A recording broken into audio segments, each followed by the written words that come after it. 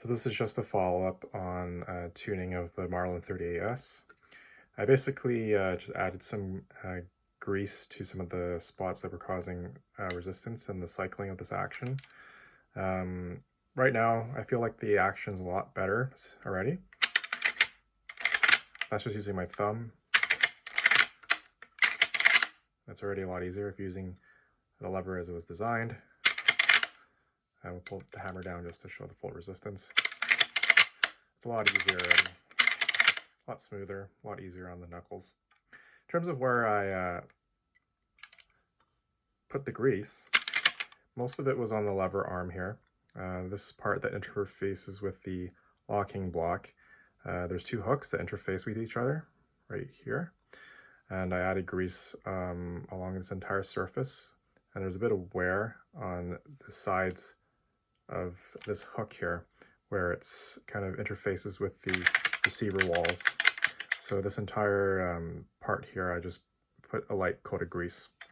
In addition, I also put some grease on the plunger here because it's a bit of a stiff spring here inside here. So allowing some grease there allows it to slide over a bar within here a little bit easier. So that's a lot easier already.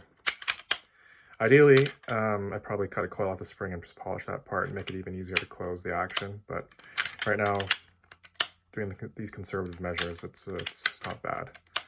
Other parts that I put grease on include the top of the hammer here, as well as the bottom of the bolt along the surface here. That's those two surfaces interact. And I've noticed already just by adding grease there that this is very smooth when it goes over top the hammer and recocks it.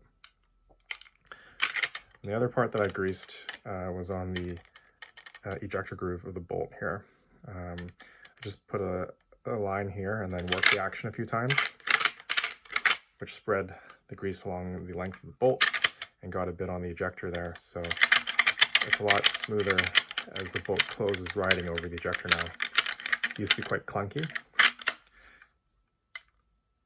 I'm not too worried about the spots that I greased up causing any malfunctions because they're mainly on kind of locking parts of the gun that are not involved with firing.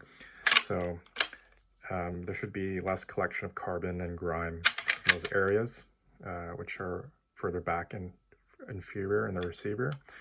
And the good thing about grease is that it doesn't it stays where you put it. It doesn't drip down into other parts of the gun where it can cause gumming up or collection of dirt and grime, carbon. Also, you can really easily just clean it off with a clean rag, just wipe it off and then apply a new light film and it's be good to go. So that's where I'm at right now. The only thing is the trigger here has dropped probably about a pound to pound and a half. Probably when I had it at factory setting, it was probably in the 7.5 pound range. But now adjusting the springs and working the action multiple times in the last 24 hours, it's a lot lighter now.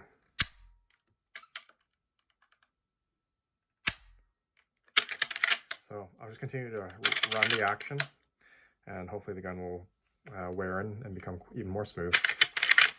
Thanks.